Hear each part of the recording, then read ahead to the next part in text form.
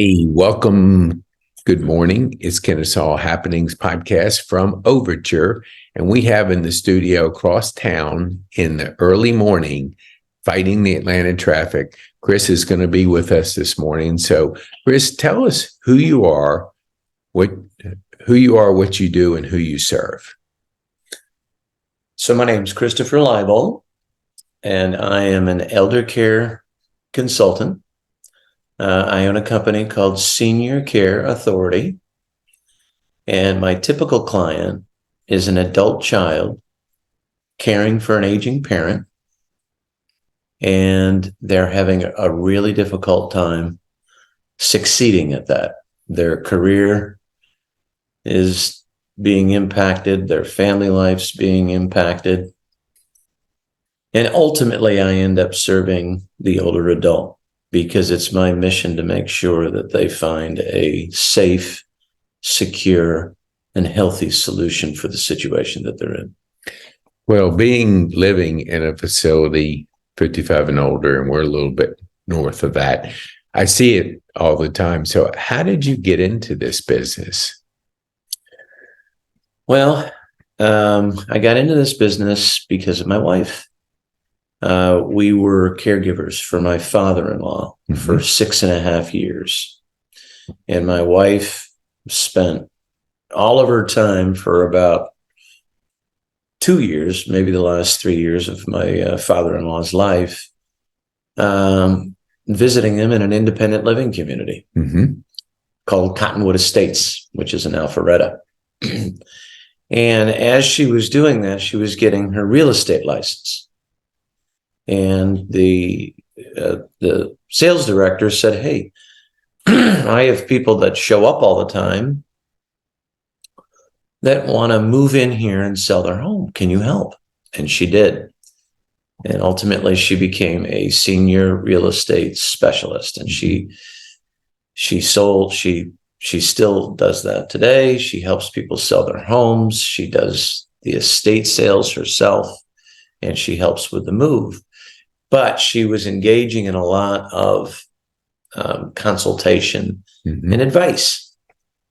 So I ended up getting downsized from my corporate job, and Senior Care Authority, which is a national franchise, became an opportunity for us, and that put the whole picture together. We had senior transitions with real estate sale and moves. And then we had the Eldercare Consulting piece. And that helps us serve older adults and their families in a very, very big way. Yeah, I see it firsthand because I'm here and I hear the stories, the ones that aren't so good because they don't have somebody guiding them through the process. And I like to say they're winging it. And whenever you wing it, it doesn't usually turn out that well. What do you say, like, when you're like working with a client, what is the biggest issue that they come to you saying they would need some help? Well, let me go back to your comment about winging it. So when I work with a client and they're trying to figure out exactly what it is that I do, what's the value that I bring to a family, I say I'm like a fast pass at Disney World. Because what I do is I will move that family and the older adult that I'm helping right to the front of the line. And I'll make sure that they get on the right ride. Winging it is the exact opposite. You wait in line for hours and hours. You go through all the twists and turns, all the pain and agony and everything. And finally, you get to the front of the line. And more often than not, they end up getting on the wrong ride. The wrong ride being the wrong solution. And this is a very, very difficult infrastructure to navigate. Oh, yeah, I agree. Because senior living communities, and there's a lot of them, are very, very different. And each one of them has a completely different variable. The easy variables are location, how much it costs, and the level of care that the place can provide. You know, you can figure out the first two things pretty easily. The third thing is wholly dependent on the quality of the caregivers. And how are you going to be able to determine that on a tour? Just trying to do it on your own. You really can. No way. But the fourth variable is really the most difficult to discern when you're trying to do this on your own. And that is that every single senior living community has its own personality. Every single one of them has its own culture. Yep. And when I talk to an older adult, when I talk to their family, I spend a lot of time getting to know that older adult. Who are they? What's their personality like? You know, do they want to move into a place that feels like you're on a cruise ship, you know, and you're at a resort where you got happy hours every night? Or are you more reserved? Are you more introspective? Do you want to move into a place that's quieter, that's not so energetic and frenetic? And that's what I help families determine when it comes to helping them find a senior living community to move into. There's another big part of my business, which is purely dedicated to just eldercare consulting, because not everybody can afford to move into the assisted livings and the independent livings. And if you're living on a Social Security income, then, you know, you need to be coached through the Medicaid waiver program. And that's also something that I do. I help people that can't afford to move into these more expensive assisted livings and memory care. I help find solutions for them as well. Sometimes you've got older adults that live in Atlanta, Georgia, and they've had a sudden turn for one reason or another, but the son lives in Dallas, Texas, and can't be here, you know, every single month. So they'll hire me to do peace of mind visits. And I'll show up. I worked with a guy for 2.5 years living with Alzheimer's disease. I'd go over to his place every Friday and I'd bring him a pizza, Saint Pizza, had to be crumbled sausage and pepperoni. And we would talk sports. We'd hang out. I'd sometimes bring him over to my house and I'd cook dinner for him. But more importantly, I provided companionship to him, and I gave his son peace of mind that I was checking in on him every single week. And that's really important. Oh, yeah. You know, there's two main things that older adults want and that an adult child wants. An older adult, their priority is to maintain their independence. That's what they want. They want to live free. And the adult child, they want peace of mind. They want to make sure that their mom and dad are doing okay and that they're safe and secure. And my job is to make sure that we give the older adult their independence and that we give the adult child peace of mind. You know, that is so. I have two situations right now that I'm relating to what you said.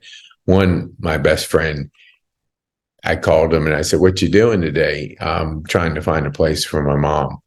And I said, "You know, I do senior living." So it was like, but I think we all is sometimes we want to do it ourselves. You know, maybe it's a guy thing. I don't know, but it's like, I can figure this thing out.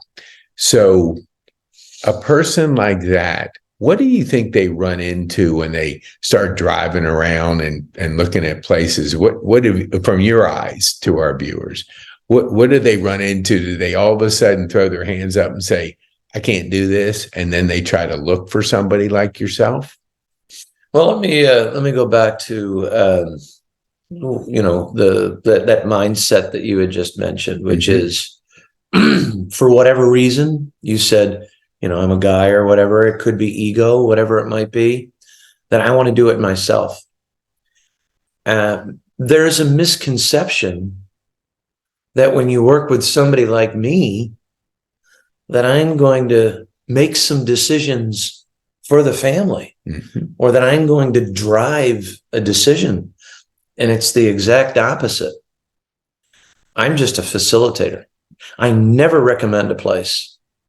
I will introduce you to places that will meet your objective criteria, the right places, so that you're not wasting all your time searching for all these places that that aren't going to be a good fit for your for the older adult in your life that you're doing this search for. So even when you're working with me, I'm just a guide. You're still doing it all on your own. It is 100%, self-driven. And what do people, when they're doing it on their own, what do they encounter? Well, they'll meet with somebody that works for the senior living community who's going to show them what the senior living community wants to show them. But sometimes those things don't fit with the criteria that older adult really needs.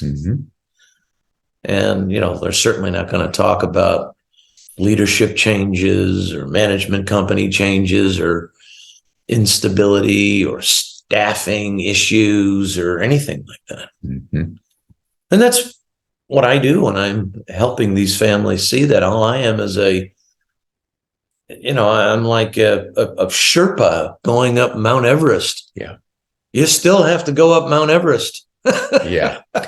And, and all I'm doing is saying, let's take this route as opposed to that route. Yeah. And that's because I'm a professional and I know which of these buildings are stable. I know which ones have good leadership. I know which ones are fully staffed. I know which ones have caregivers that have a heart for caregiving. That's what differentiates the process when you're utilizing a professional. Yeah. And I'm speaking, of course, for myself, but I'm also speaking for everybody else that does what I do and who maintains a high level of standards and ethics in the area of placement assistance and senior consulting, senior care consulting. Yeah, I've always been a fan, or I currently have a coach, and I've had coaches over the years. And I know it was about 25 years ago, and I heard this: Bill Gates hired a bridge coach because he wanted to learn bridge. Instead of trying to figure it out, he said, you know what? I'm going to learn from somebody that's a pro that can teach me. And my daughter's father-in-law, their parents were transitioning. When you said earlier about, the economics of placing people, well, they had been in a care facility, and their money, because of how it was, there was going to be a gap there, and it was a substantial gap. They hired somebody, I don't know who it was, and they found them a small home and walked them through all that process, just like you said. And he's as happy as can be, close to their home, so he can be visiting there, has a care, the person that owns the home has a number of them. So I think sometimes we Google search, a few places, and we think, okay, whatever pops up. But I'm from the digital business. You can buy your way to the top. So don't think that Google search is going to give you the ideal thing. They've paid in a lot of cases to get there.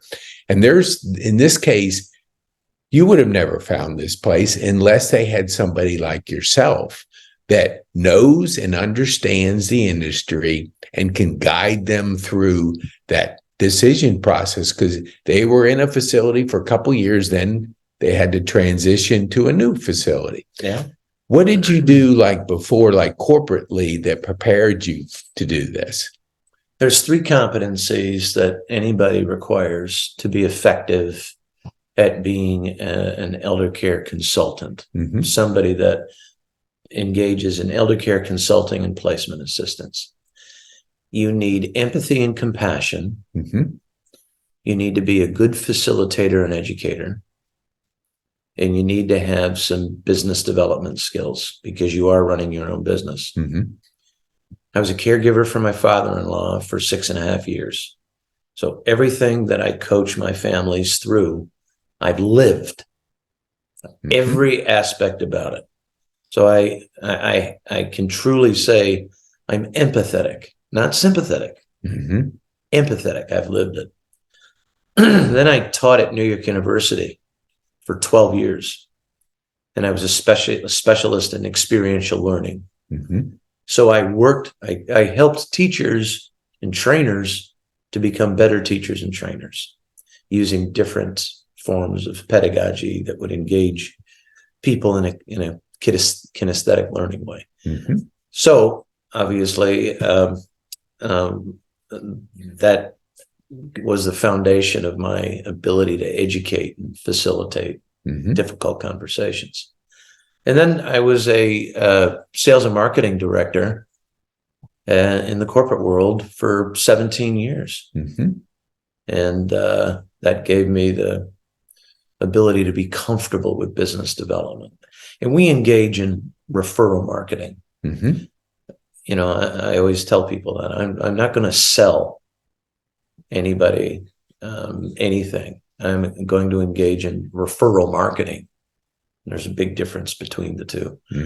Most of the people that come to me have been referred to me by a trusted partner.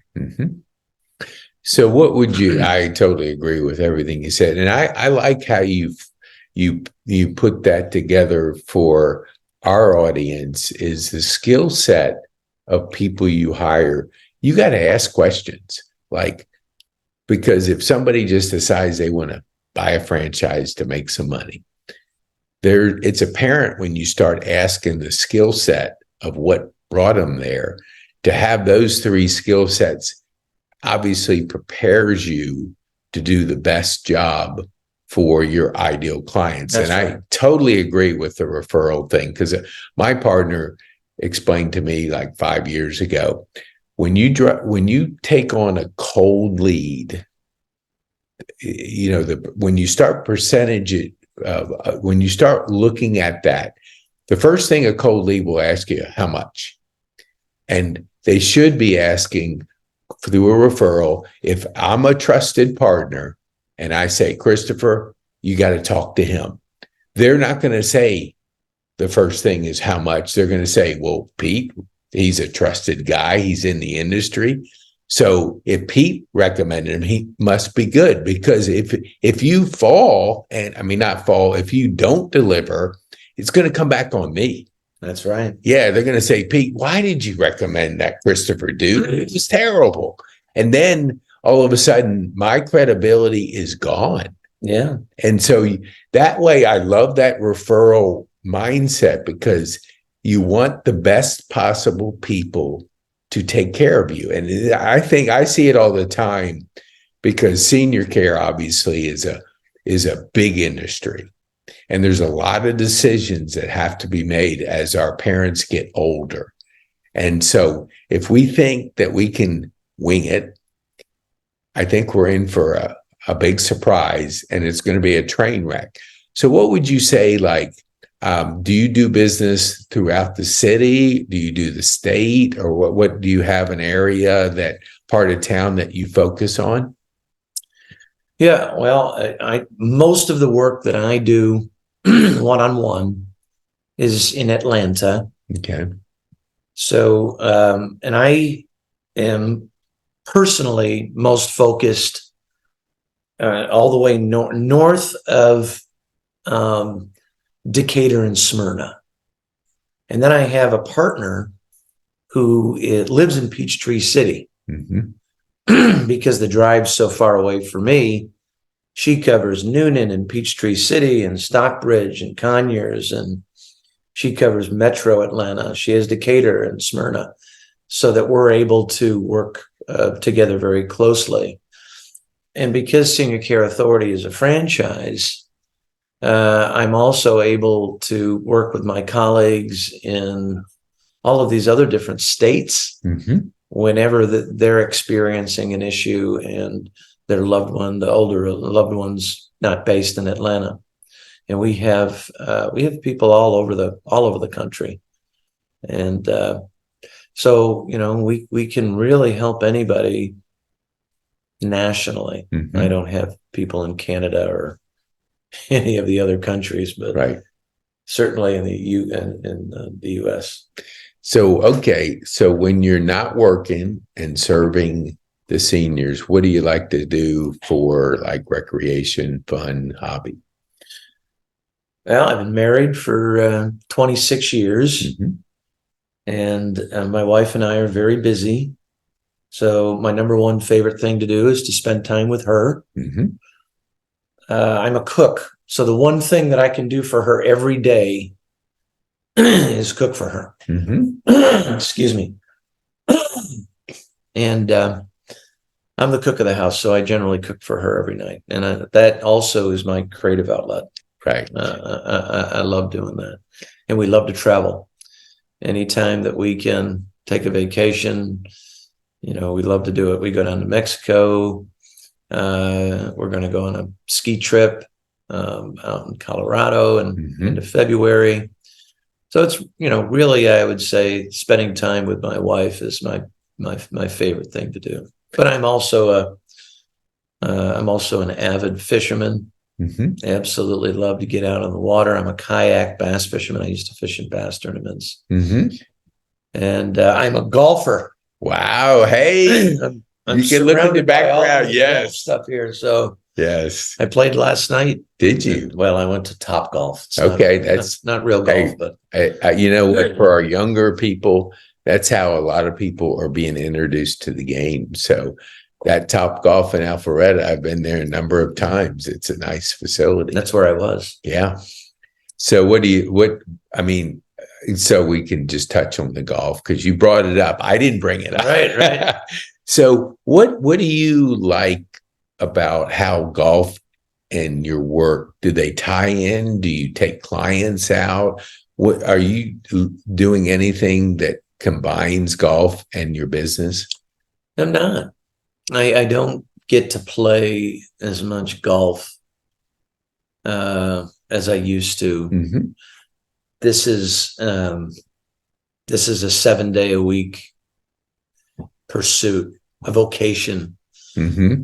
It's when I worked in the corporate world, when it got to the end of the day, I was very happy to get in my car and let everything go.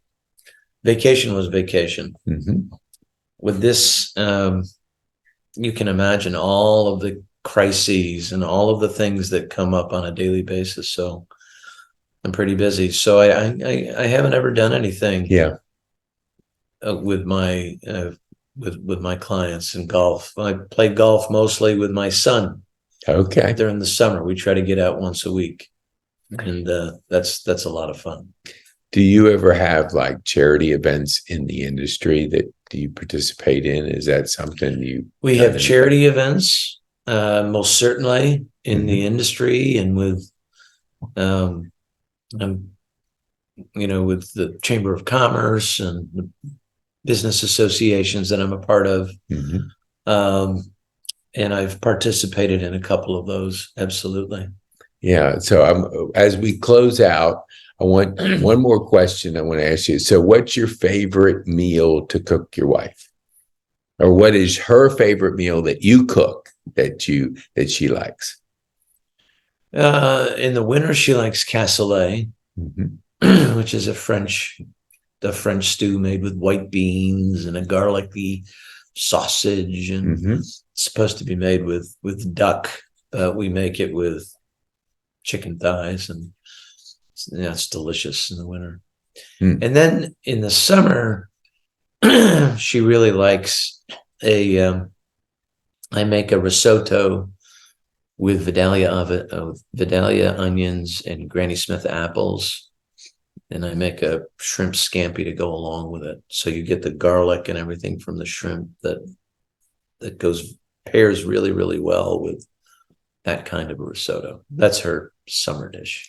Well, by describing that, you're at a high level of that cooking experience. Because, I do basically Costco, get a rotisserie chicken, have a dry soup mix, throw chicken in there, and then freeze little cups of soup, fresh soup. But well, if I was ever to, you know how they have all these cooking podcast or cooking yes. podcasts, Oh, and yeah. YouTube channels. Yes. If I was ever to do a YouTube channel about the dishes that I create, the first thing I would say on every single video, I do a total disclaimer and I'd say, hey, I am 100% an amateur. And this is probably not the way that you would be taught to make this dish in culinary school. Mm-hmm. I go for something that looks good and tastes good. But, I'm certainly not a trained chef by any means. Well, hey, look, we actually had scheduled. I think something came up, but she's a chef for the senior population, so we're going to have her on maybe real soon. But she came here, and that's the biggest challenge. Not the biggest. That's one of the challenges in a independent 55 and older. The ladies will be playing cards, and I hear them say, "Oh, now I got to go make dinner." And if you don't plan and you don't have something set up, it can be a little bit cumbersome for, when you're used to cooking for family, now you're cooking maybe for one, and that we find that here quite a bit. So tell our viewers, how do they get a hold of you? Well, the best way to get a hold of me is to call me. Can I just give my phone number? We'll put it in the show notes too, but yes, please. Just 770-631-5923. And if you can't remember that, just go into Google Maps, type in Senior Care Authority Atlanta. All my information will be on my Google business page. I would encourage you to read my reviews. My Google reviews are literally anecdotes that my former clients have shared about their experience in, what they were dealing with their mom and dad, the journey that they went on, and then the journey that they went on with me. So it's a great way to do it. And I do want to say that, the initial consultation costs you nothing. I'll sit with you for an hour and a half, 2 hours to learn about what the situation is, and it won't cost you anything. It's totally non-risk. And then the majority of the work I do is also at no cost. If it's placement assistance, if I'm helping you move into a senior living community, the senior living communities compensate me as an external marketer, but I'm not limited to any. I'm totally impartial. I can go anywhere in Atlanta, and they are happy to work with me because they know that I work as much for them. I work as much for the senior living community as I do for the family. Yeah, I love that scenario, because I was just talking to our community manager who's new. Is one, knowing your audience is real important, because you're out there knowing the landscape, and you can independently, because anybody that owns a facility, they're going to be biased because they want you to move in, but you're non-biased because your reputation's on the line. So you're going to look for the best place, because like you said at the beginning, you get your business from referrals. That's right. And you do a good job for a client, they tell their brother, their sister, their friend. Right. So what would you like our viewers to take home as we close out? What one insight would you want them to understand about this podcast? I think one of the most important things that I'd love the viewers to take into account is engage somebody like me early on in the process. What I see way, way too often in my world is families that are reaching out to me when they are in the middle of a fire drill and when they're in the middle of a crisis. They've got all of the emotion that's associated with that crisis. And that is that clouds the decision-making. Absolutely. So if you engage with me early, no cost consultation, I can begin laying out the options for you very early on in the process. And that way, when there is a crisis, you've already got some decisions made. Yeah. The plans have already been laid out. And again, it's no cost and no risk. Mm-hmm. So that's the one thing I'd say. Engage me early on in the process. Because you certainly don't want to be operating in the middle of a fire drill. It's never the best place to make decisions when you're in the middle of chaos. It's like you said, pre-planning. I think there's something like whatever it is, it makes a difference. And I want to thank you for being a guest, for driving in this Atlanta traffic to get over here to Kennesaw and visit with us at Overture. Well, thank you, Pete, for having me on your podcast. Awesome. You've been a great guest, and thanks again.